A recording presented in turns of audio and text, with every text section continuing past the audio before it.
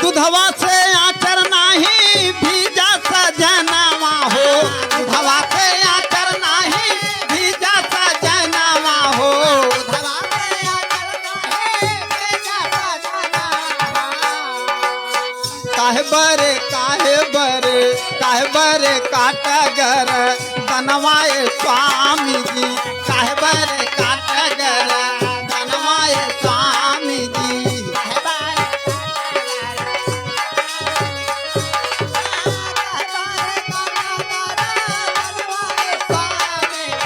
काहे बरे काटगर बनवाए स्वामी जी, काहे बरे कथा कर श्रोता के समझाई, सज्जनों सुन लो ध्यान लगाई, बताई सारी कथा हम सुन लीजिए श्रीमान।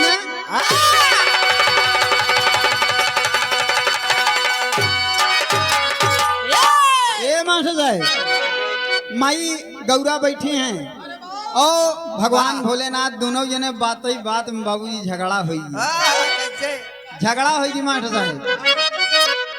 तो कहना बाका अरे डमरू बजाने वाले,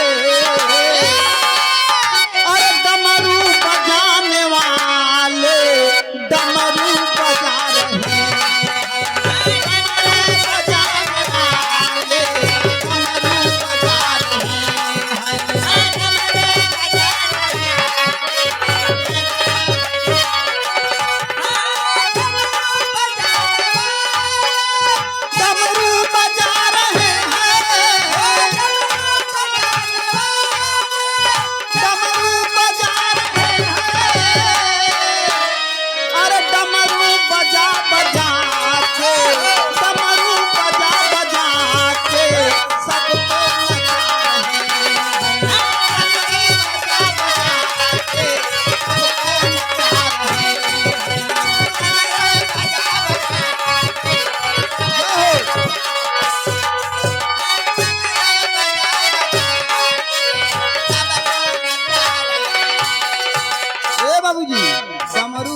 बजा के सबको नचा रहे हैं मास्टर साहब। लेकिन हुआ क्या, तेरी के भाव में कहना पड़ा क्या, देखा जब दोनों जने में झगड़ा हो गई तब होत का मास्टर साहब, हरे राम परनिया बिना पाइन बेटवा, भगवान गणेश माई पार्वती अकेले जन्म दिए रही, भगवान भोलेनाथ तो झगड़ा का एक समाधि में रहे, माई पार्वती गुस्साई की चली गई रही, कहा परनिया बिना पाइन बेटवा, अरे लागई खार पार्वती को पैसा कर दनिया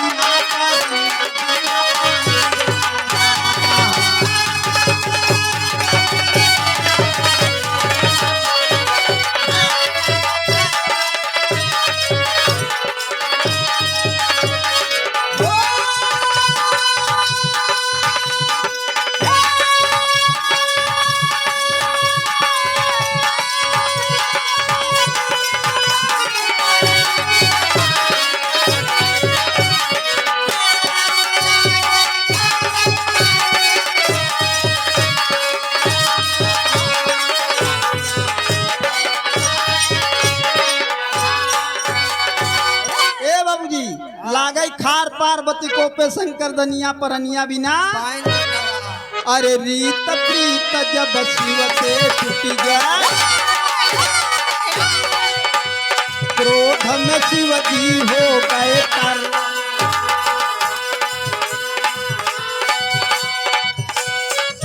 रे फिर पुतरी शंकर का तब पार्वती बहिन थे थर,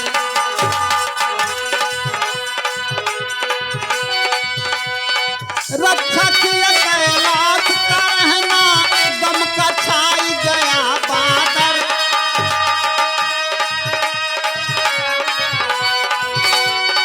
रिझ रिझ के ले पार्वती तब, रिझ रिझ के ले पार्वती कुछ चिंधा डगराई हरिहर, रिझ रिझ के ले पार्वती कुछ चिंधा डगराई हरिहर।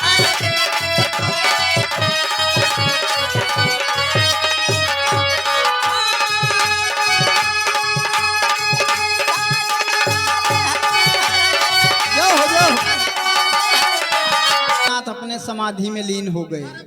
लीन हो गए तो होता क्या है, धीरे धीरे मास्टर साहब 12 बरिस का दिन बीत गया। माई पार्वती एकदम भगवान भोलेनाथ से नाराज हो क्यों नहू समाधि ले ली। तो होता मास्टर साहब कहीं पिया से जिया टूटी गवा, कहीं पिया से जिया टूटी गवा, अरे राखी पाती को तई लागी कहो पिया से जिया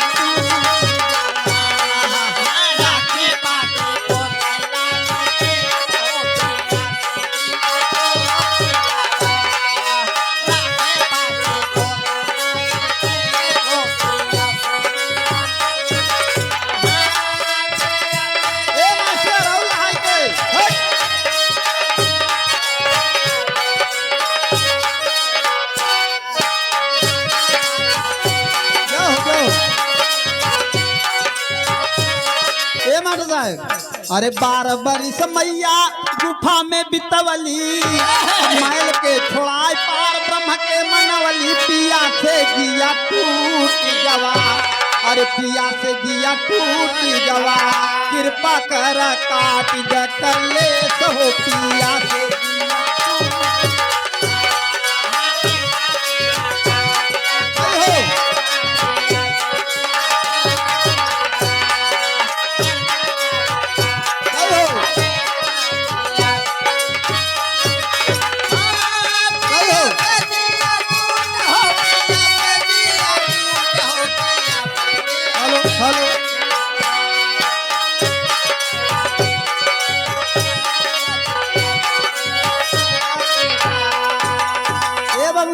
धीरे धीरे 12 वर्ष का दिन बीत गया और वही मैल से माई एक पिंड तैयार करके पार ब्रह्म के मनाई के ऊ बाबूजी उ पिंड में जब जान डालें तो एक पुत्र उत्पन्न हुआ। तो जेकर नाम माई गणेश रख दी, गणेश रख दीन। और धीरे धीरे बाबूजी समय बीता, भगवान भोलेनाथ की जब माई पार्वती के याद आई तब कहें कि पार्वती कहाँ हैं, लागे ढूंढे बाबूजी, नंदी हरन के भेजन। तब एक भाव लग का मास्टर साहब, अरे आइल बसंत उड़ेला करती रे मोरी देहिया भइल बा, अरे पियर हारती रे मोरी देहिया भइल बा, पियर हारती रे मोरी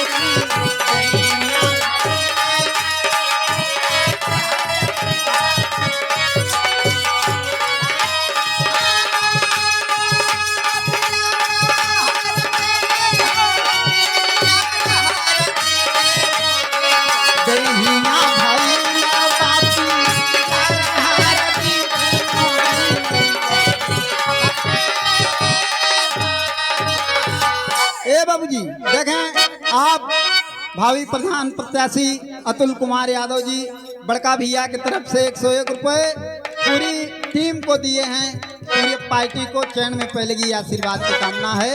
हे मास्टर साहब होत का बा, अरे कामदेव शिव के सताई गईले हो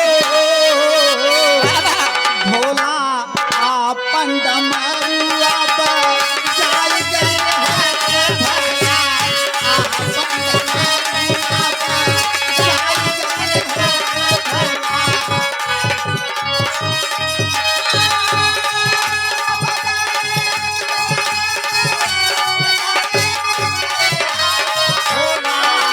आपन डमरुआ जाई गईले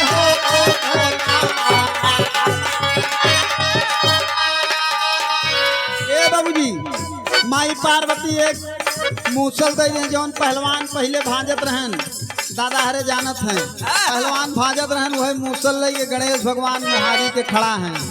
ये जात बा नंदी हरन के मार के भगाई दिए और तब भोलेनाथ बाबूजी त्रिशूल उठा के चल दिए। कैसे भोलेनाथ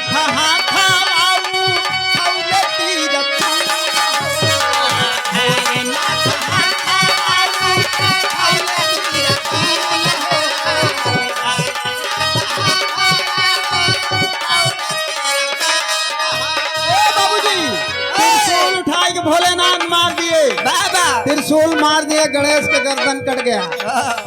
भोलेनाथ हाथ आऊ खौले तीर छूल हो, भोलेनाथ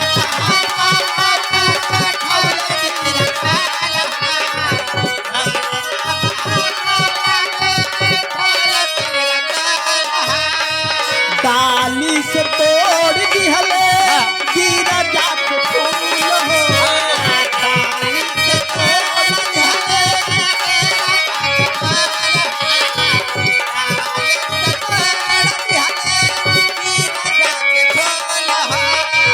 माई पार्वती खिसी लाई गई हो भोला आपन डमरुआ गाई गई हो भोला आपन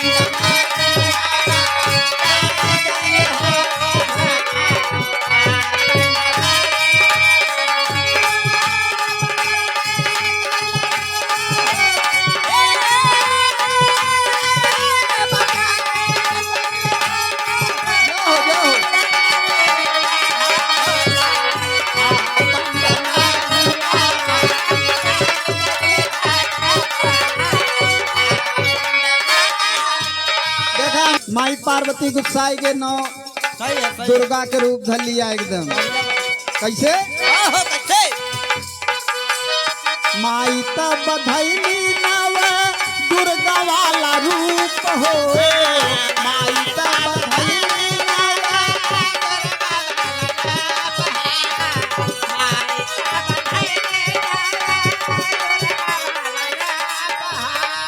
खड़े खड़े कांप गईले सब ही भूप हो,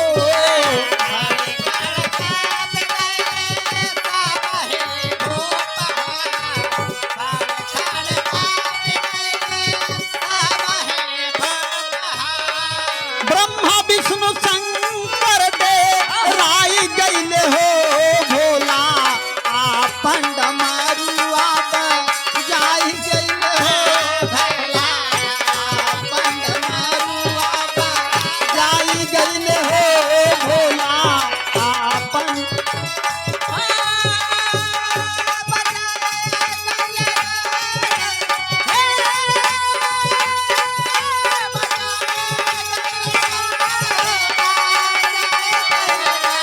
भोला आपन डमरुआ जाई गईले हो भोला। देखा ज्यादा ए मास्टर साहब, माई पार्वती आई के रोने लगी, रोने लगी बाबूजी। भगवान भोलेनाथ अवाक खड़ा है एकदम। एक भाव लगता कहे सुन ले कि ससुरा में झुर झुर के मोती झरे मोर लेखे से तुआ सपनवाए बाबा हो। भगवान भोलेनाथ से माई पार्वती का कहत हैं, अरे काहे बरे लाला नाके मरला तू स्वामी जी, काहे बरे लाला नाके मरला तू स्वामी जी, काहे बरे लाला नाके मरला तू स्वामी जी। सुन कैला सुनी कैला सुन कैला हमारिया चरिया स्वामी जी, सुन कैला हमारिया चरिया स्वामी जी।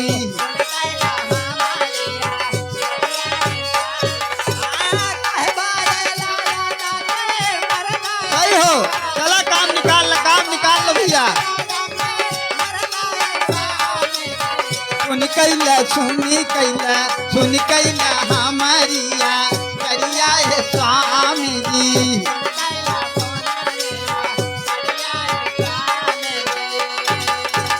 ए बाबूजी माई गिरजा रोवत है इनकी हमारे मुन्ना के गर्दन काहे काट ले है, काहे हमारे मुन्ना के मार दी है। कैसे दुधवा से आचर नाही भीजा सजनावा हो, दुधवा से आचर नाही भीजा सजनावा हो, दुधवा से आचर नाही भीजा सजनावा। काहे बरे काटा गर बनवाए स्वामी जी, काहे बरे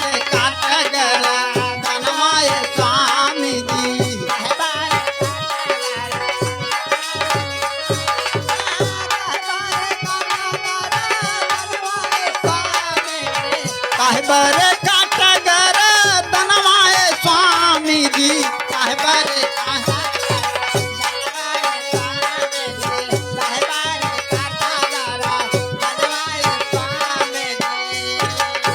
ए बाबूजी भगवान भोलेनाथ ब्रह्मा विष्णु सब मिल के राय बनाए तो आखिरी भाव आल्हा में कहना पड़ा मास्टर साहेब बाबा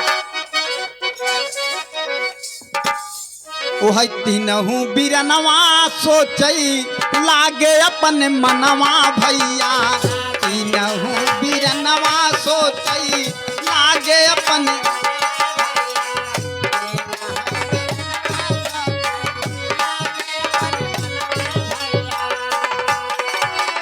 क्रोधवा से बची कैसे सोचई बारंबार ये रहो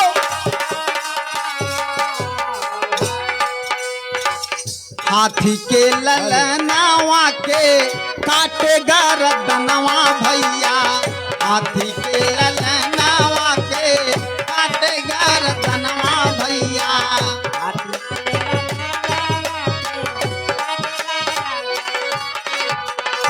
उहै सर बाबू फिर दिहे हो लगाए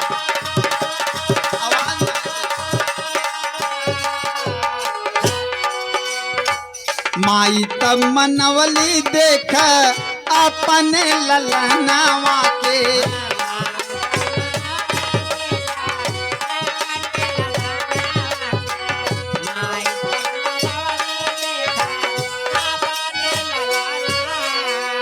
लंबोदर बाबू दी है न मावा धरा